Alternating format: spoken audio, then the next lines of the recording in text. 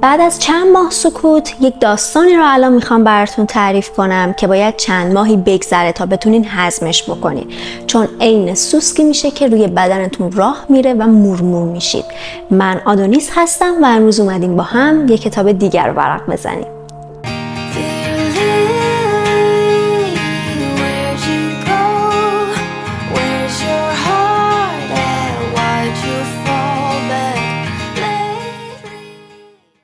داستان از یک روز پرماجرا شروع میشه.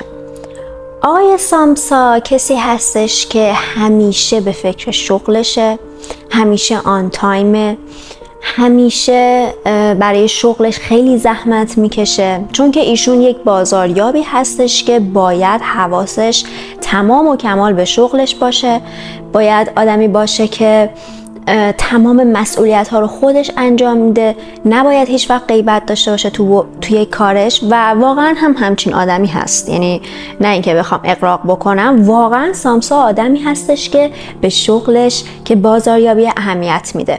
و میدونی شغل بازاریابی جوریه که شما هر سری باید به یک کشور جدید برید، به یک شهر جدید برید، مثلا بهتون میگن که اوکی حاجی یه روز پاشو یک هفته برو رشت، یه روز پاشو یک هفته بریم گرجستان، ایونت های مختلفی دارید و کلن شغل بسیار سختی هستش. از اون طرف هم درآمد خوبی هم داره، ولی اون زحمتش گاهی اوقات خیلی بیشتر از اون درآمده هست. کلن باید تمام جون تو، زندگی تو برای شغل بازاریابی بذاری. حالا نه فقط شغل بازاریابی، اکثر شغل‌ها در حقیقت همینطوری هستش.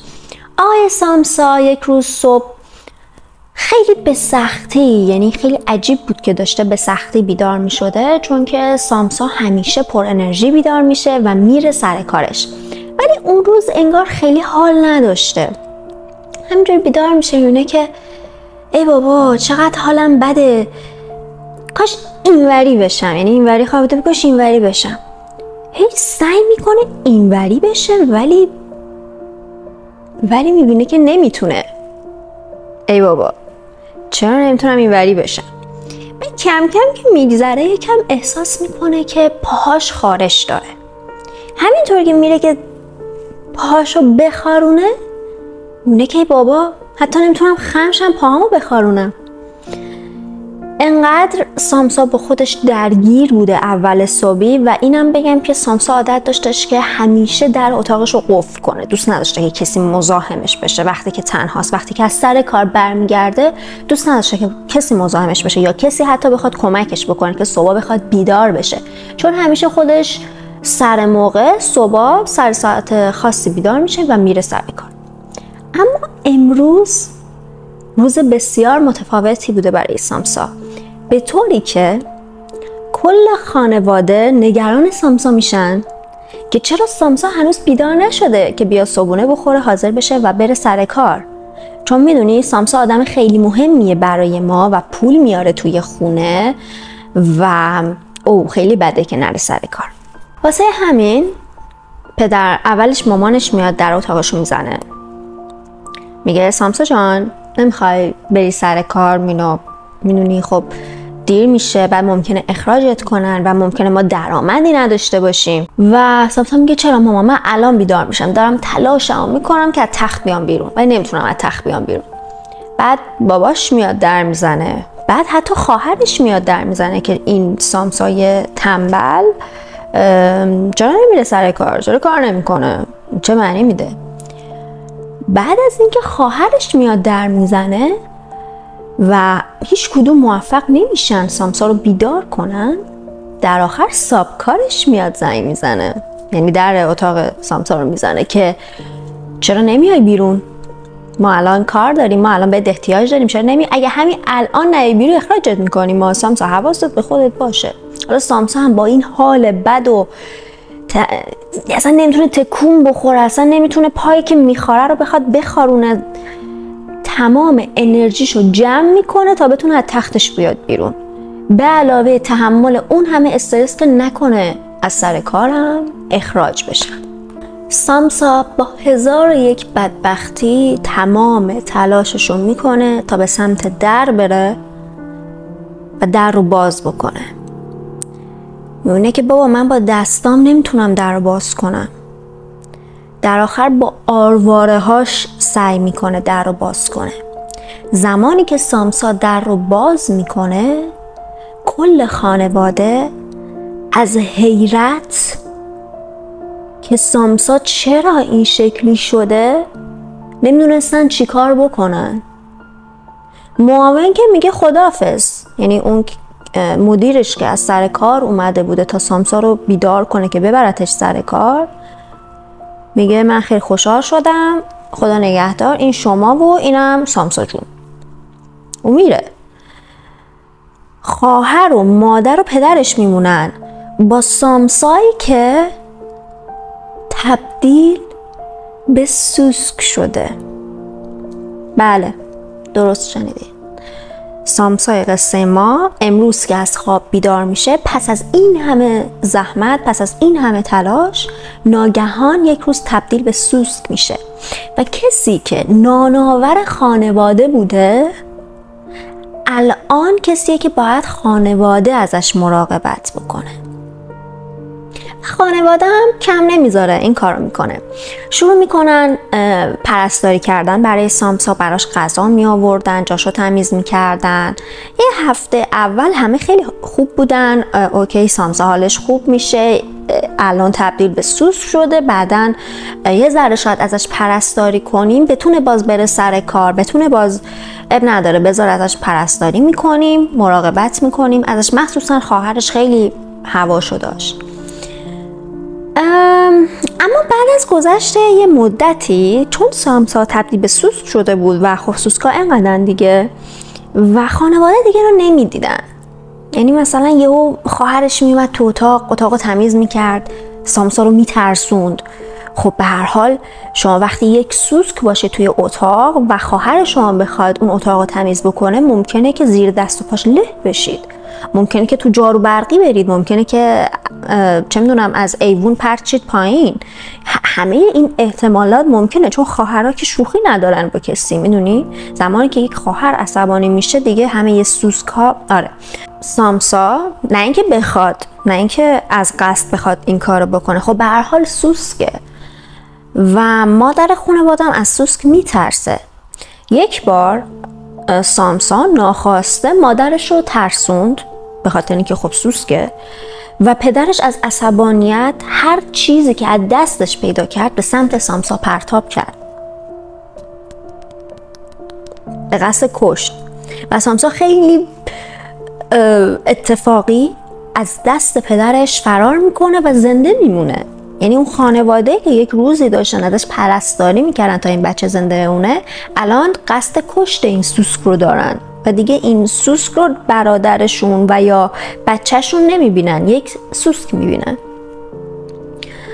یه روز خواهرش میاد یک تز و یک ایده جدیدی به خانواده میده. میگه بچه حالا که سامسون تبدیل به سوسک شده و ما دیگه درآمدی نداریم و خب داریم از گشنگی میمیریم، بیاین یکی از اتاقامون رو به یه مستاجری اجاره بدیم که بتونیم از درآمدش استفاده بکنیم.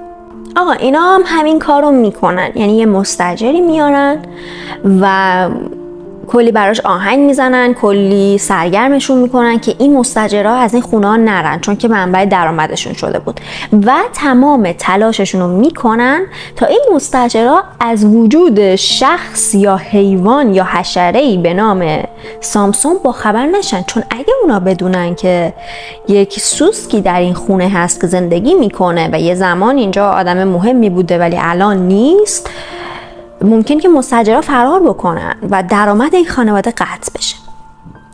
خلاصه موضوع اینجاست که سامسا ساکت نمیمونه و سامسا دیدش که اینا انقدر توجه میکنن به مستاجر، یک روز میاد و خودش رو به مستاجرها نشون میده و مستاجرها تمام وسیله هاشون رو جمع میکنن و میرن.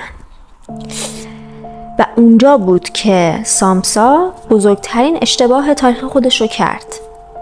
نباید این کار میکرد و خواهرش دیگه نتونست این موضوع رو تحمل بکنه و ایده خیلی جدیدتری به خانواده داد. ایده الان خواهر سامسا به خانواده این بود که پدر جان، مادر جان، این سوسکی که میبینید دیگه سامسا نیست، این یه سوسکه که الان مزاحم زندگی ماست. حالا درسته یه زمانی به ما یه سری لطف‌هایی رسونده، اما الان دیگه نمیتونیم بهش اعتماد بکنیم، داره به همون ضرر وارد میکنه. پس دیگه هیچ فایده ای نداره که ما بیایم از این سوسک حمایت بکنیم، بهش غذا بدیم و ازش پرستاری بکنیم، چون این سوسک دیگه داداش من نیست، این فقط یه سوسکه.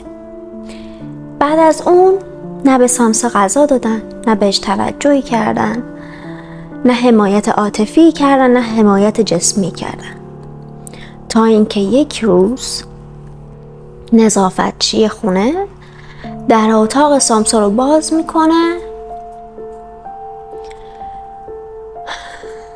و میبینه که سامسا که الان یک سوسک هستش خشک شده و مرده و چپه شده. عملا این که سوسکا که میمیرن چپه میشن و ما سامسا رو از دست دادیم. بچه جلد اصلی کتاب رو براتون میذارم. جلد اصلی کتاب داستان جالبی داره. کافکا دوست نداشت که روی جلد کتابش عکس سوسک باشه، عکس حشره باشه. خب بعد به طراح کتابش هم گفتش که عکس حشره نذار. دوست دارم، یعنی مسئله اون حشره نیست، در حالی که توی ایران اکثر کتاب ها الان اینجوری شده که اکثر کتاب هایی که همون مسخ کافکا همشون عکس حشره داخلش هست، ولی عکس کتاب اصلی و اون چیزی که کافکا سلیقش بوده اینه که هیچ وقت اون عکس حشره نباشه روی جلد کتاب، چون که احساس میکنه خب نمیخواست مسئله سوسک بزرگتر بشه، یک داستان و یک هدف عمیق‌تری داشت که به ما برسونه. کتاب مسخ کتابیه که خیلی باور دارن کافکا نتونست چیزی فراتر و بهتر از اون بنویسه و خیلی الهام بخش. مثلا بذار به تو که مثلا اردلان سرفراز یه ترانه داره به نام آینه ها که آقای فرهاد خونده. برین حالا بعد این ویدیو حتما این آهنگ رو گوش کنین، آهنگ معروفیه، مخصوصا اونجاش که میگه میبینم صورتمو تو آینه. من صدای خیلی خوبی ندارم ولی صرفا خواستم که بگم اینجاست که از مسخ کافکا گرفته. آقا حالا یه چیزی راجع به نویسنده آقای کافکا بگم. اسم کافکا الان اسم باکلاسی، یعنی شما اگه برین توی کافه های انقلاب بشینین بگین آقا من کافکا میخوام، یعنی مثلا شما دیگه خیلی چیز با پرستیجین. ولی کافکا زندگی خیلی سختی داشته. یه چیزای حدود، من حالا یه سری تحقیقاتی که راجبش کردم، یه زندگی حدود شبیه صادق هدایت. کافکا همونیه که به رفیقش گفته بود بعد از مرگش همه نوشته هاش رو نخونده بسوزونه، ولی رفیقش این کار در حقش نمیکنه، به حرفش گوش نمیکنه و آثارش رو نگه میداره. و اصلا کافکا بعد از مرگش بود که مشهور شد. این خیلی بعد از مرگش بود که مشهور شد و معروفه به این که یه فضای خیلی معمولی رو یه ذره به شدت فراواقعی میکنه. خب و اصلا به این سبک میگن کافکا. حالا همینطور که روی چیز منو این تیشرت من میبینید میگه مایل به سبک کافکایی هستی. اینکه ما یه چیز خیلی معمولی رو خیلی فراواقعی جلوه بدیم. جالب بدون که گابریل گارسیا مارکز که کتاب 100 سال تنهاییش رو قبلا کاور کردم و کلش رو تعریف کردم، عاشق کارهای کافکا بوده و گفته بعد از خوندن کارهای کافکا بود که فهمیدم آدما میتونن یه جور دیگه بنویسن. کافکا داستاناشو به زبان آلمانی مینوشته و انگاری از کلماتی استفاده میکرده که چند وجهی بودن. یعنی تو زبان آلمانی یه سری کلمات هستن که ممکنه چند تا معنی داشته باشن و این آدم انقدر باهوش بوده که میومده از اون کلمات استفاده میکرده و واسه همینه که ترجمه کردن کارهای کافکا یا اصلا حتی اگه شما به زبان اصلی هم کتابای کافکا رو بخونید شاید یکم براتون سخت باشه که بفهمید، چون از کلماتی استفاده کرده که چند معنیه. حتی توی اشعار فارسی هم مثلا حافظ مولانا سعدی هم که میخونید میبینید که از اینجور کلمات استفاده کرده و اصلا ما میمونیم آقا منظور شاعر الان اینه یا اون یکیه. و این کار توی کافکا هم فقط فرق کافکا اینه که چون نثر مینوشت، یعنی شعر که نمینوشت نثری مینوشت، به نظرم خیلی خلاقیت داشت توی این کارش. یعنی ما توی نثر معمولاً نویسنده ها تمام تلاششون رو میکنن که ساده بنویسن، مخصوصا نویسنده های معاصر، چون نسل زد که ما باشیم اصلا کلا خیلی علاقه خاصی به این که اینجوری مثلا لقمه رو بخوریم نداریم. دوست داریم همه چیز کلیر و همه چیز مشخص باشه. قبل از اینکه سامسا تبدیل به یک حشره بشه، عملا توی زندگی شخصش انسان واقعی نبوده، یعنی یک کارگری بوده که بقیه داشتن ازش استفاده میکردن. تمام کسایی که اومده بودن و در اتاقش رو زده بودن همون آدمایی بودن که داشتن شیرش رو میدوشیدن. و کافکا درسته که اومد گفت که الان توی این روز خاص سامسا تبدیل به حشره شده، اما مسئله اصلی اینجاست که آقای سامسا همیشه یک حیوان و حشره بوده توی زندگیش و انسانیت رو از خودش دور کرده بوده. عملا میخواد بگه که شما آدم ها وقتی کارتون رو بیش از اندازه اولویت قرار میدین و اون درآمد ناچیزه که واقعا درآمدها ناچیزه، مخصوصا توی ایران، از اون حالت انسانیتتون خارج میشید. که این مبحث توی فلسفه، توی عقاید حالا کمونیستی و سوسیالیستی هم هست، چیزی که دقیقاً داره کافکا بهش اشاره میکنه. البته نمیدونم کافکا کمونیست بوده یا نه، اطلاعاتی ندارم، اگر اطلاعی دارید کامنت بذارید. البته حالا نمیخوام تبلیغ افکار کمونیستی بکنم، خودم موافق نیستم خیلی، ولی خیلی توی این کتاب خیلی قشنگ اومده مسئله‌ای که مارکس داشت راجبش صحبت میکرد و بولد کرد. از تلخترین واقعیت‌های این کتاب مسئله این نیستش که آقا ما زیاد کار میکنیم و داریم از حالت انسانیمون خارج میشیم. مسئله اصلی این کتاب رفتار خانواده و رفتار آدم‌های دورمونه که ازشون توقع میره که ما رو دوست داشته باشن، به ما محبت کنن، یعنی خانواده. یعنی بخش اصلی این کتاب که قلب من رو شکوند رفتار خانواده، مخصوصاً خواهر خانواده با با سامسا بود. و این یه واقعیت رو به شما نشون میده، آقا ما خواهر برادرامونو که دوست داریم، رفیقامونو که دوست داریم، خب پدر مادرامونو که دوست داریم، اما واقعیت ممکنه یه چیز دیگه باشه. یعنی خدایی نکره، زبونم داد، انشالله از همه دور باشه، اگر سلامتی ما یه روزی به خطر بیفته، اون موقع است که ما واقعا متوجه میشیم که چه کسی واقعا دوست ماست و چه کسی محبتی نسبت به ما نداشته. اگر چندین سال قبل بود، قبل از اینکه ازدواج کنم، قبل از اینکه کار کنم، قبل از اینکه، یعنی اگه دوران مدرسه بودم، به این کتاب 4.5 از 5 میدادم. ولی الان که بزرگتر شدم، الان که ازدواج کردم، مهاجرت کردم، دارم کار میکنم، دارم درس میخونم و میفهمم که اون مستقل شدن چقدر سخته، من به این کتاب 5 از 5 میدم. چون فکر میکنم که هم این کتاب ارزشش رو داره 5 از 5 به، هم به خاطر کتاب 100 سال تنهایی که گابریل گارسیا گفت من از کافکا یاد گرفتم چجوری باید بنویسم. فکر میکنم این کتاب ارزش اینو داره که 5 از 5 بگیره. اگر کتابی رو دوست دارید کاور کنم، حتما برام کامنت بذارید. لیست من عملا 40-50 تا کتابه که 10 تا 20 تاشو شما گفتین من نوشتم. یه چیزم بگم راجع به اینکه این خیلی وقتی که نبودم، من راستشو بخواین هم اقامتم رو تمدید داشتم میکردم، هم کار جدید پیدا کردم، هم خونم رو عوض کردم. واسه همین یه مدتی استاپ کردم، ولی الان خیلی با قدرت بیشتری برگشتم. انشالله که بتونیم با انرژی بیشتر کتاب بیشتری رو با هم دیگه کاور بکنیم. خیلی دوستتون دارم. من همه کامنت ها رو میخونم و به همشون پاسخ میدم. روز خوبی داشته باشید.